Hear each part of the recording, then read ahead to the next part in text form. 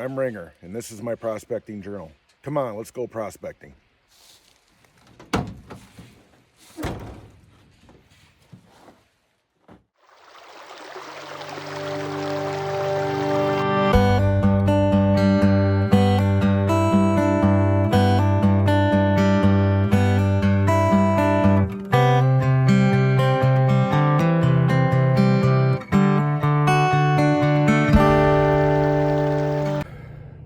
Hello and welcome to Ringer's Prospecting Journal.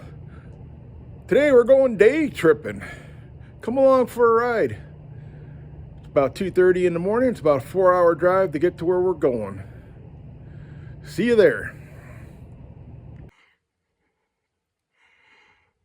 And just like that, with a little bit of video magic, we are here. Now it's not light enough. You're probably having a hard time seeing me. But we are back at Nugget Lake. Yes, we're doing a day trip. Day tripping to Nugget Lake. Middle of October. It was an adventure to get here. Between the road construction, the thick, dense fog. It was so thick there's some areas where you can see only like 20 feet in front of the truck. You're just praying that there's nothing in the road in front of you. But we made it. We're here. We're safe. And we're going to head down to the creek here in just a little bit, as soon as it gets a little bit lighter. I already dropped off my stuff on the edge where I go down into the creek. So as soon as it gets a little bit lighter, we're going to get down to the creek, do some test pans, and get set up.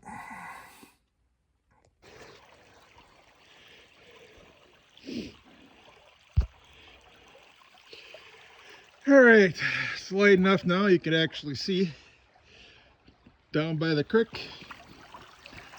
Somebody was kind enough to leave their dam set up, so got my Gold Hog Mini 6-inch mini sluice set up with the Gold Hog mat. Now I had to determine exactly where I was going to dig. Excuse me. Took a couple of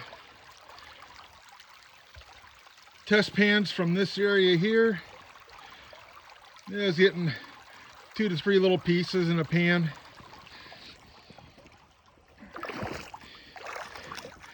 Came upstream and I got a little tip from Chris Vogus from Vogus Prospecting over in Australia. He said a lot of times to check the front end of the inside corner, and the creek comes down. It's got an inside corner there, but it also widens out and there's an inside corner over here. So I took a test pan from that spot there, got between 5 to 10 little pieces, so I know I'm on the right track. And I know there's better areas in this area, this little stretch here. I mean, it was getting 20 to 30 over in this area a couple of years ago. Again, 20 to 30 over here where I was digging last time. One of the things that piqued my interest is one of the things you need to look for when you're prospecting is erosion. And this bank is showing some good signs of erosion.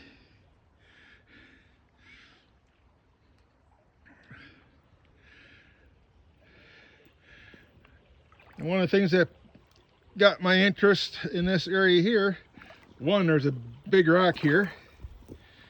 If you look at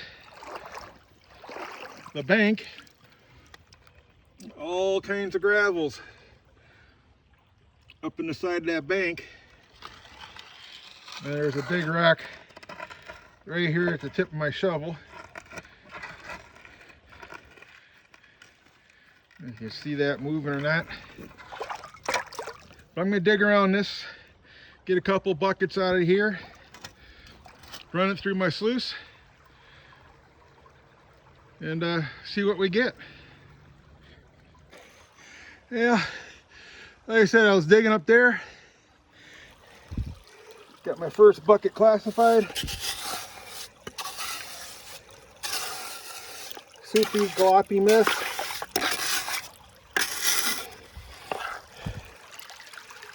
With the sluice setup. I tell you folks, it was a interesting discovery. They had about 6 to 8 inches of good gravels, and I hit a clay layer right away. So basically one shovel head down, there was a nice clay layer, and the top 2-3 inches of that clay layer was permeated with gravel. Now on this creek here, that's what you're looking for. It's a clay layer that's permeated with gravel. So you should be all right.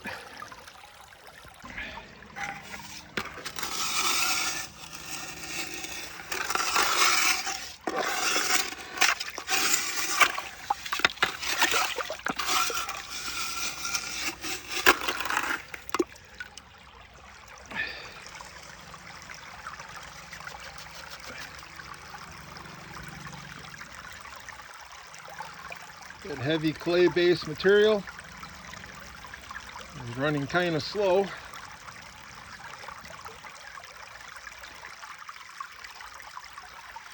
Just about perfect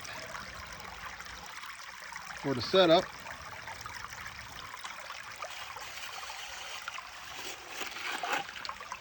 Again, you want to have this material as soupy as possible when you run it through.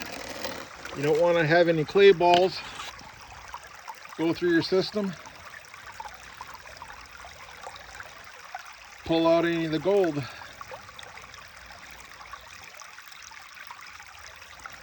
Now you are going to have a couple clay balls here and there. You're not going to get them all, but try to do the best you can. Try to give you a look down into the water here. It's kind of hard with the glare from the sky. But you can see all the nice cobbles down in there. That's where all the gold's at, hopefully. Yeah, time flies when you're having fun. Yeah, 2 buckets of material ran through the sluice box, and then realized 4 hours have gone by already. I did a clean out after every bucket.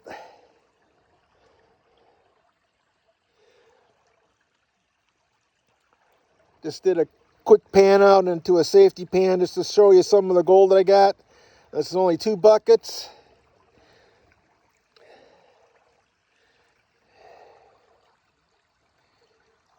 You can see some gold still in the black sand there.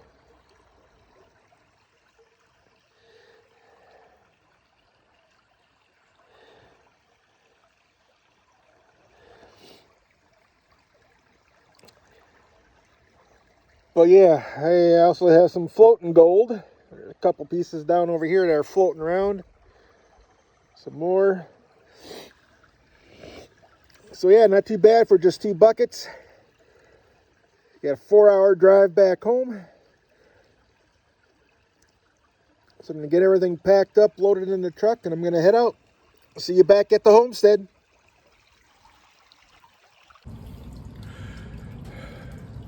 All right, we're back at the homestead.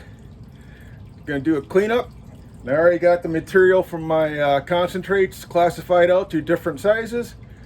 Let me show you what I'm going to do next.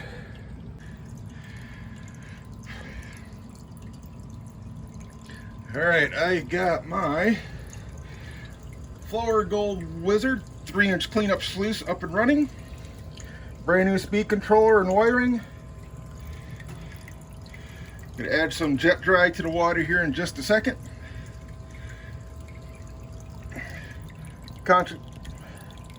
Concentrates that I'm going to concentrate on. This little red solo cup here has the plus 40 in it.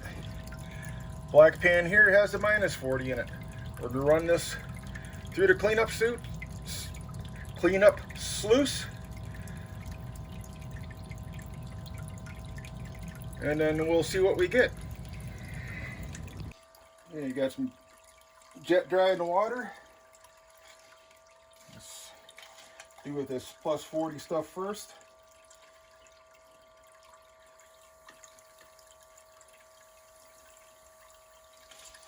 It's going a little too fast, so I'm going to slow it down with the speed controller here.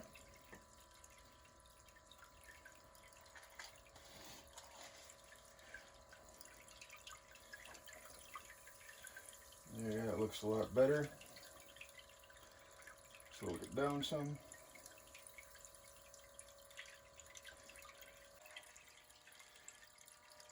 This will go relatively quick because I don't have a lot of plus 40 material. Most of it was minus 40. And just like that, cup is empty.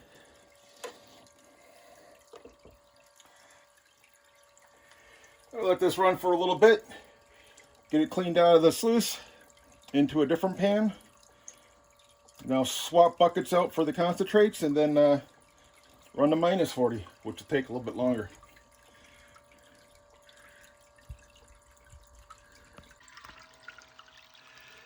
Yeah, the lighting's not the greatest, but let's take a look at the sluice and see if we can see anything.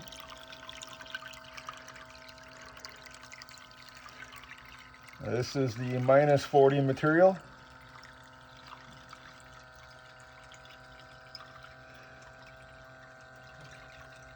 I think there might be a couple pieces there. Hard to tell, you get little minerals that shine and reflect and whatever. I know we have gold in here, just some pieces there up towards the top.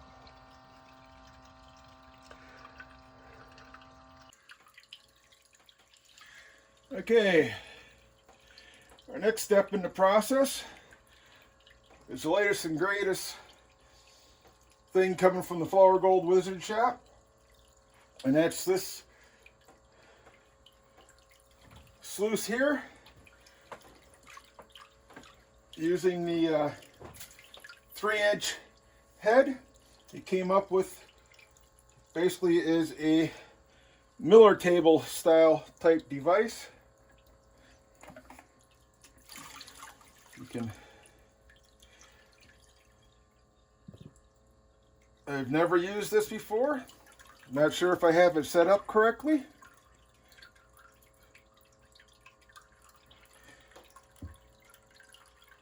I do know you have to run the water really, really slow.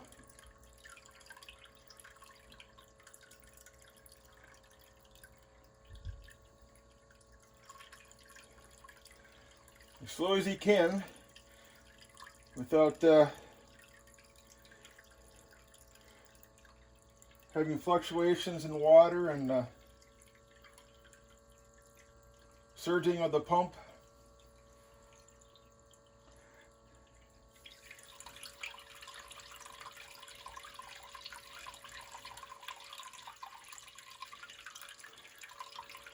I'm just going to take a little bit of my cons from the bucket here,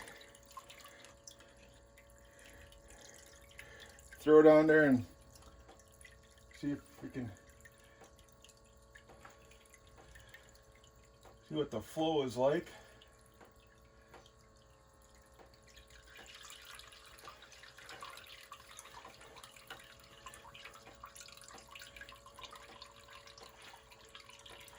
The first things I'm going to run is my plus 40 over this. Take it just a little bit at a time. And put it on the table.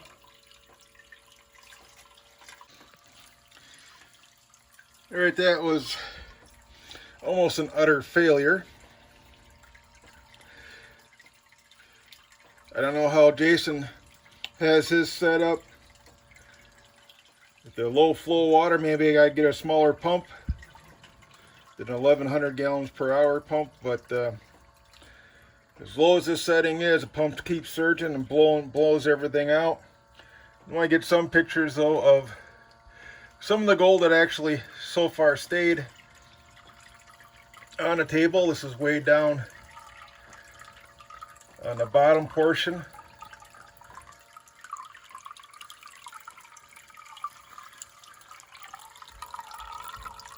Gold there, right at the end. So yes, this table does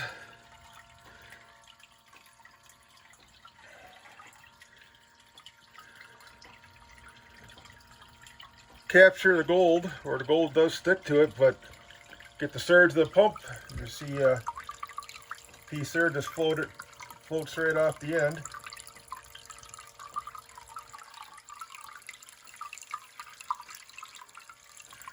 See, it's still moving. Yeah, I don't know. Not sure if this was a hit or miss for Jason, but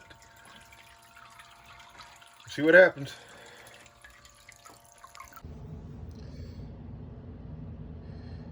And here's the gold that I got from my 2 pails material that I ran during our day trip.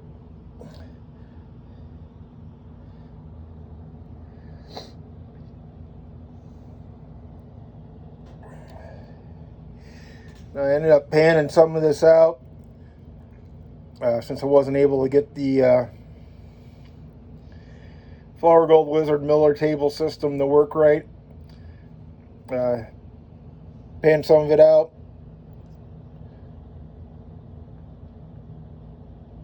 Ran some of the material over my Miller table.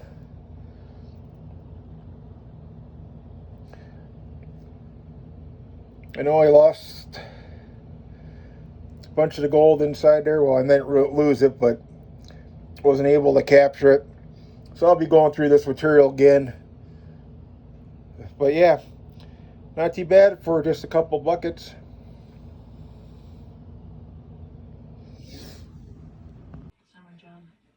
Well, there you have it, folks. Day tripping to Nugget Lake. Hope you liked the video. It's a shame I couldn't get that Flower Gold Wizard Miller table attachment to work right. I did find some gold. I'm not exactly sure what I'm going to do with that, how I'm going to get that fixed. Most of the pumps of smaller gallon per hour pumps are smaller hose connections than 1/8 inch. And not sure what I'm going to do with that yet. But that does capture gold. The gold will stick to that, as I've shown in the video. You know, you watch Jason when he runs this stuff at his house over there, and you know, he's no problem with the pump or anything else. So, kind of curious how he has it set up. I'll play around with it some more and see if I can get that dialed in. But I hope you liked the video. If you did, remember to like, subscribe, and share, and hit the bell icon to receive notifications on future videos. Till next time, folks, God bless.